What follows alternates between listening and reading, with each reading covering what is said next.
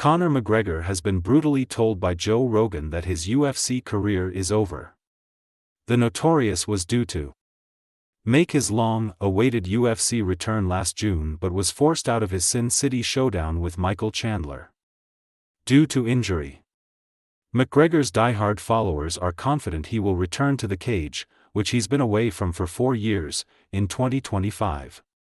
But veteran UFC color commentator Rogan doesn't foresee the Irishman ever fighting again. During a recent episode of the Joe Rogan Experience podcast, former UFC heavyweight Brendan Schaub said of McGregor fighting Egan, "The ship has sailed. It's like, we want him to come back, but it ain't happening." Rogan candidly replied, "Well, he knows too, that the ship has sailed." Rogan's belief that McGregor will never fight again is in part down to the Dubliner's antics outside the cage, in particular his partying. The 57-year-old said of the former two-division champion, "I don't know if Conor is ever gonna fight again. I don't know the real details of the civil assault case. I know his version of it, and her version of it, and what played out in the court."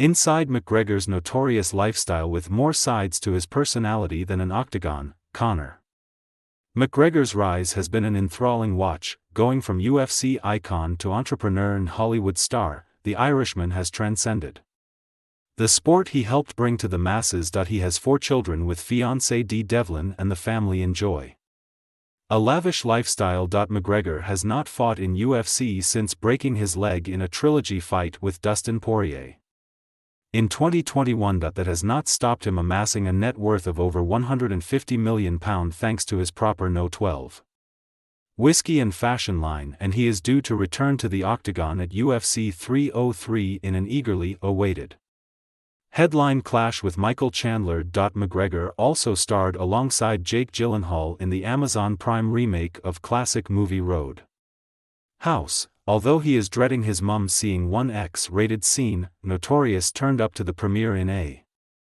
£60,000 suit that was outdone by his £460,000 watch. The only thing sharper than his fashion sense is his tongue, and the Dubliner has several bitter spats under his belt, including with UFC legend Khabib Nurmagomedov. That row led to one of his biggest controversies in 2018 as he traveled 3,000 miles to confront Khabib in a vicious attack on his bus. That he pleaded guilty to assault after punching a man in a pub in 2018 and had his £150,000 Bentley seized by police for driving offences 4 years later. Joe Rogan lashed out at McGregor in a 4-letter outburst, and the Irishman has also fired shots at Jake Paul, KSI, and Tommy Fury.